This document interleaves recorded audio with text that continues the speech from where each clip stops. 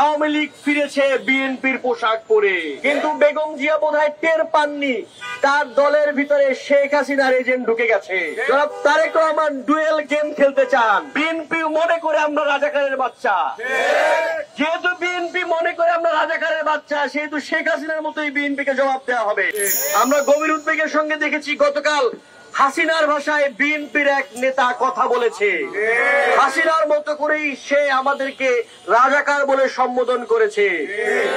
আজকে জুলাই গণঅভ্যুত্থানের 1 বছর পরে এসে আমাদেরকে পরিস্থিতি দেখে বলতে হয় আওয়ামী লীগ ফিরেছে বিএনপির পোশাক পরে।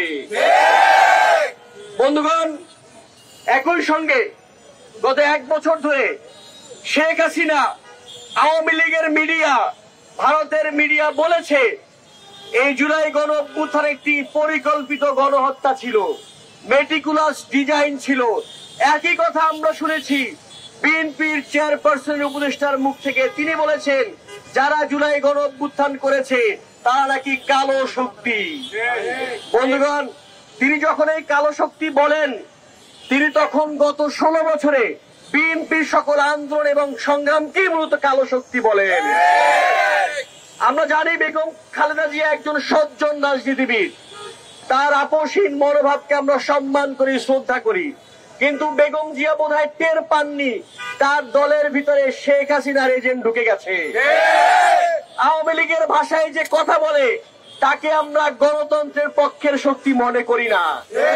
যে আওয়ামী লীগের ভাষায় কথা বলবে, ভারতের মিডিয়ার ভাষায় কথা বলবে, তাকে আমরা আমাদের সহযোদ্ধা মনে করব না।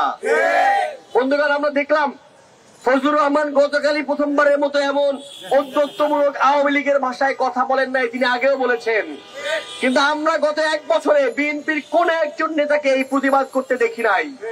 আমরা দেখি কয়েকদিন পর পরই জনাব তারেক রহমান লন্ডন থেকে ভিডিও বার্তা দেন, একটা ভিডিও বার্তায় ফজলুর রহমানের এই ন্যারেটিভের বিপক্ষে কথা বলতে দেখি নাই। এর একটা রাজনীতি আছে। জনাব তারেক রহমান ডুয়েল গেম খেলতে চান।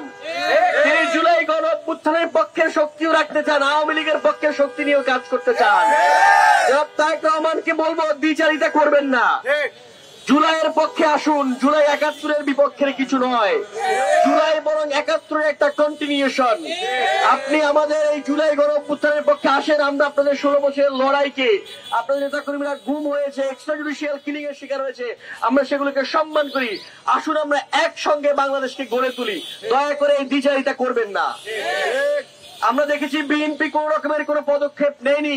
এই ফজলুর রহমান যতদিন এরকম উদ্ভট কথাবার্তা বলেছে, আজকে দেখেছি নাম কাওয়াজ থেকে শোকজ করেছে।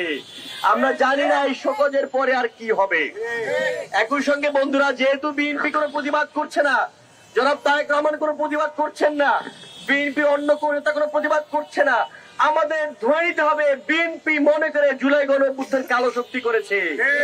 আমাদের ধরে নিতে হবে শেখ হাসিনার মতো করেই বিএনপি মনে করে আমরা রাজাকারের বাচ্চা, যেহেতু বিএনপি মনে করে আমরা রাজাকারের বাচ্চা, সেহেতু শেখ হাসিনার মতোই বিএনপিকে জবাব দেওয়া হবে। এই রাজু ভাস্কর্য সেই রাজু ভাস্কর্য যেখান থেকে 14 জুলাই রাজা তুমিকে আমিকে রাজাকার বলা হয়েছিল হাসিনাকে উদ্দেশ্য করে। এই রাজু ভাস্কর্য থেকেই আমরা আবার উচ্চারণ করছি হাসিনা এবং বিএনপিকে আমরা এক চোখে দেখতে চাই না, তবে দেখাইতে যদি চান আমরা দেখবো ইনশাআল্লাহ। একই সঙ্গে বন্ধুরা, আপনারা জানেন ডাকসু নির্বাচন সামনে এসেছে। আমরা দেখেছি জাতীয়তাবাদী ছাত্রদলের যিনি ভিপি, তিনি যেখানেই ক্যাম্পেইনিং এ যান তিনি বলেন তার সেই লাইন, প্লিজ কেউ কাউকে ছেড়ে যায় না। আমরা আবুদুল ইসলাম খানের সেই সাহসী উচ্চারণকে প্রশংসা করি, কিন্তু আবুদুল ইসলাম খানদেরকে, তানভীর বারী হামিমদেরকে পরিষ্কার করতে হবে তারা ফজলুর রহমানের কালো শক্তি নাকি জুলাই গণঅভ্যুত্থানের শক্তি। যেহেতু সেই বক্তব্যের 24 ঘন্টা পার হয়ে গেছে কিন্তু তারা একটি প্রতিবাদ করেননি, সুতরাং আমাদের ধরে নিতে হবে প্লিজ কেউ কাউকে ছেড়ে যায় না। এই লাইনটা তিনি শুধুমাত্র বিক্রি করছেন ভোট পাবার আশায়। এই লাইনের কোনো গুরুত্ব তিনি আর ধরে রাখতে পারেন নাই। তিনি মূলত বিএনপির দলীয় দাসে পরিণত হয়েছেন। আমরা ঢাকা বিশ্ববিদ্যালয়ের শিক্ষার্থীরা ডাকসুর ভিপিজিএস হিসাবে এরকম ফজলুর রহমানের মতো এক উদ্ভট লোকের দাসকে দেখতে চাই না, ঢাকা বিশ্ববিদ্যালয়ের শিক্ষার্থীরা দেখতে চায় না।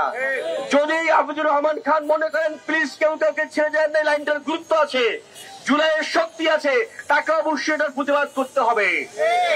এইবারের ডাকসুদের তারাই নির্বাচিত হবেন যারা জুলাই গণ অভ্যুত্থানের পক্ষের শক্তি হিসেবে নিজেদেরকে দৃঢ়ভাবে অবস্থান নেবেন।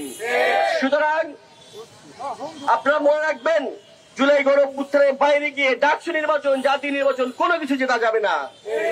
আমরা সংখ্যার বড়াই দিয়ে কোনোভাবেই কাউকে জিততে দিব না। সংখ্যার বড়াই থাকলে বদরের ময়দানে মোহাম্মদ সাল্লাল্লাহু 313 জন সাহাবী তিনি জিততে পারতেন না। সুতরাং আমাদেরকে ভয় দেখাবেন না, সংখ্যার বড়াই করবেন না। বন্ধুগণ, একই সঙ্গে আমি ঢাকা বিশ্ববিদ্যালয়ের শিক্ষার্থীদেরকে আহ্বান জানাই যে আপনারা দেখেছেন গত 16 বছর ছাত্রলীগ কিভাবে মাদার পার্টির এজেন্ডা বাস্তবায়ন এই ক্যাম্পাসে করেছে। মাদার পার্টির এজেন্ডা বাস্তবায়ন করতে গিয়ে কত রক্ত এই ক্যাম্পাসে লেগে আছে। 15 জুলাই ক্যাম্পাসে ছাত্রলীগ যে হামলা চালিয়েছে সেটা আমরা ভুলি নাই। এরকম মাদার পার্টির একটা দলীয় দাসকে আপনারা ক্যাম্পাসে আশা করে আর কোনো জায়গা করে দিবেন না।